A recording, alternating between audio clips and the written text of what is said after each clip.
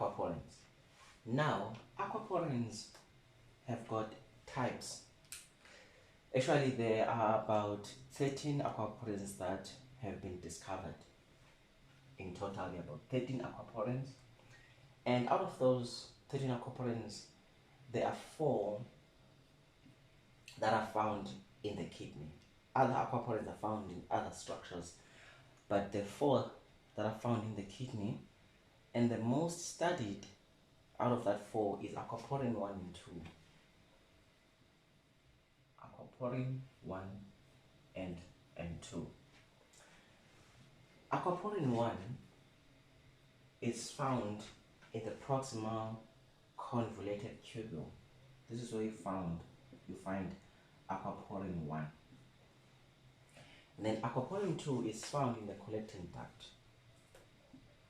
Aquaporin 2. So, when you need rapid water reabsorption, you have to count on aquaporin 1 and aquaporin 2. Aquaporin 1 is, so it reabsorbs water, but it needs an osmotic or a concentration gradient. It needs a concentration gradient for it to function. So depending on the amount of solids that you find in the proximal convoluted tubule and the amount of solute that is in the neighboring blood vessel that we spoke about earlier, if there's a concentration gradient amongst the two, then that will determine which how water will flow, which direction will water flow. So this one is dependent on the concentration gradient. And now, when you talk about aquaporin 2, which is found in the collecting duct, aquaporin 2 is dependent on the availability of vasopressin. When vasopressin is high in the circulation, more aquaporins will be expressed by those cells of the collecting duct. Remember, when you have a cell like this, you can have aquaporins that are invaginated, sort of like they're like hidden inside the cell. That's when you don't need them. Let's say you don't have vasopressin, and at this point you don't have vasopressin, and the only aquaporin 2 that you are expressing is like maybe 1,000. But the minute you are dehydrated, you need to conserve water as much as you can. Then you get vasopressin that has been released, and that vasopressin starts to express a lot of aquaporins. Now all of a sudden you move from 1,000 to 20,000 aquaporin 2 that have been expressed. So if you've got, all of a sudden now you've got 20,000 aquaporin 2 that have been expressed, then it means you're gonna absorb more water. So that's the principle around that. Okay, cool. Now the second system. Okay, before we move on, at this point I'm not aware of any drugs that we can use for osmo regulation to control water or to make the patients to pee or to pee less. I don't know of any drugs that target aquaporins. So there are no drugs that we use currently in South Africa that I know of. Even on our guidelines, we don't treat hypertension or edematous states with any drugs that target aquaporins. Okay. Now, the second system that is in place is your sodium water reabsorption system.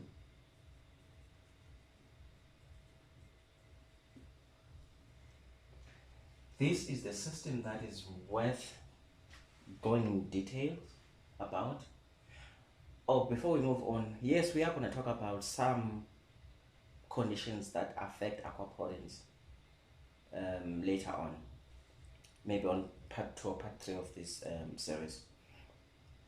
So the sodium water absorption system is known to play a crucial role as well in terms of controlling water absorption and water excretion.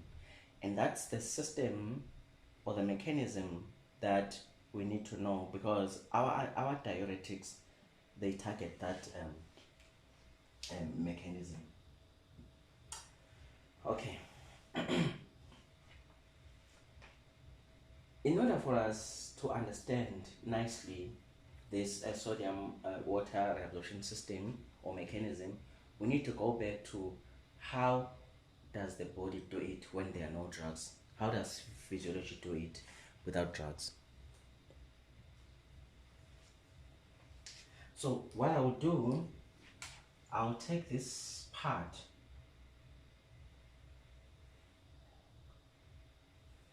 and redraw it here and just zoom into it, right?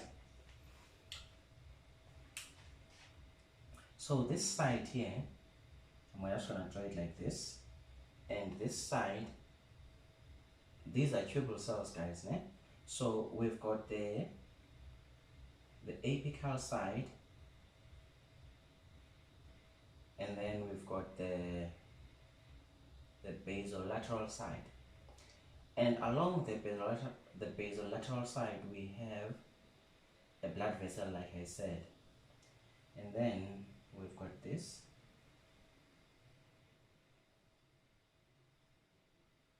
So those are the cells that we have there.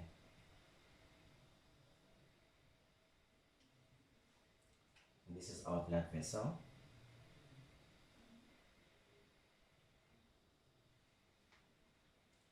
Now, as the filtrate is moving towards this direction, when it gets here, there is a lot of sodium in it.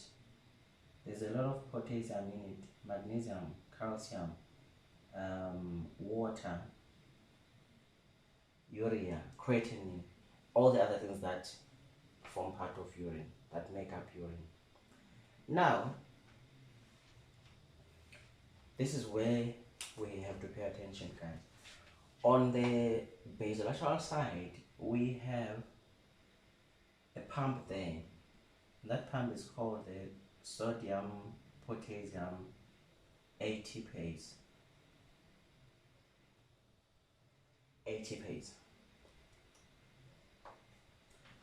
This is, if you remember, biochemistry, we talk about passive diffusion and active transport, all those things. So when you are gonna move solutes against, or substances against their concentration gradient, you are gonna need energy. So that's where the Atpase comes in. But when stuff or things or solutes or substances are moving down their concentration gradient, you don't need active transport there. So what this sodium potassium Atpase pump is concerned about is the reabsorption of sodium. So this, inside of this cell, there's a lot of sodium inside of this cell. So what's going to happen is that sodium potassium Atpase is going to start pumping sodium into the blood. The sodium that is inside those tubule cells. Now, when that happens, you're gonna find that there's gonna be a concentration gradient that will be created. Now, all of a sudden, you're gonna have a lot of sodium that is in the tubule compared to the sodium that is inside the cell. Now you've created that gradient. You've created some kind of inequality. Now, because of that, sodium will start to get into the cells, because if you are going to remove sodium out of this cell, the body will want to replace the sodium that you are moving out of the cell back into the circulation. So now the sodium that is inside the tubule will start making its way inside that cell, and this is done via the sodium potassium 2 chloride channel.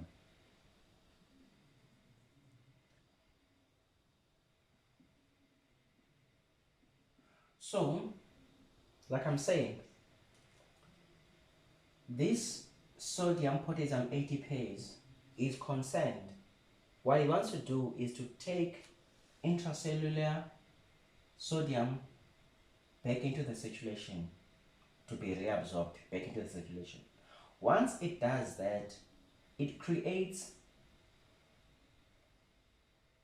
a concentration gradient.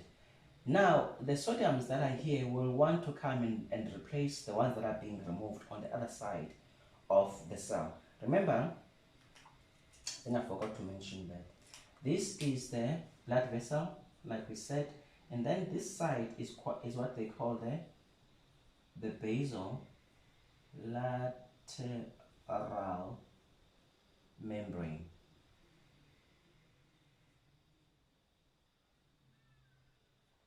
And this is called the apical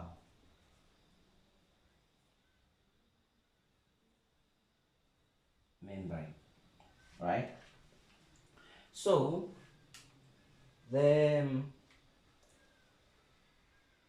sodium potassium Atpase is found on the basolateral membrane, and then the sodium potassium 2 chloride channel is found on the apical membrane, which is on the other side. So this sodium potassium Atpase will remove sodium out of the cell, but this channel will replace that sodium by allowing more sodium to enter the cell on the apical side or on the apical membrane, right? But it's not only sodium that enters, because this channel allows sodium, allows potassium, it allows 2 chloride. So now you're also going to have chloride ions, potassium ions, but the chloride ions on the basolateral side, they've got their own channel. That's the chloride ions. And also the potassium ions, they've got their own channel. So when they come here, they split. The other one uses its own channel. So on the basolateral membrane, you've got a potassium channel, a sodium channel, and a chloride channel. So once they enter, even though on the apical side they use one channel to enter, but when they leave on the basolateral side, they use different channels, right? Very important, guys, to get this.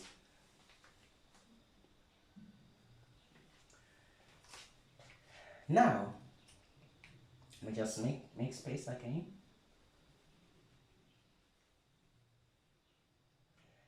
Now, we have that blood vessel. We've got our basolateral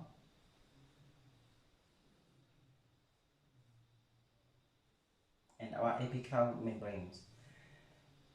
Then we've got this side here. Now, we said that when sodium is taken out, sodium will be replaced via this channel. So the sodium is removed by the Atpase, the sodium potassium Atpase.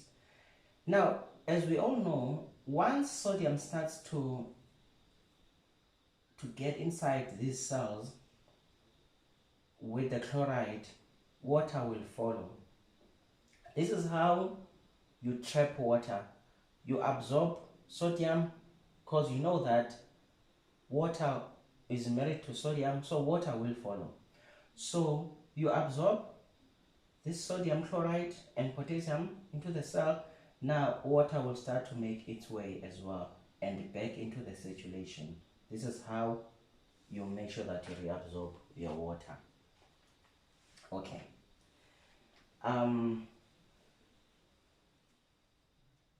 So our diuretics, they interfere with this system. This is how they cause diuresis. They interfere with that system. So you find it here on the thick ascending glucophenolate, on the distal condensated tubule, and also on the proximal tubule as well. Now I'm gonna have to stop this video so that we can have part 2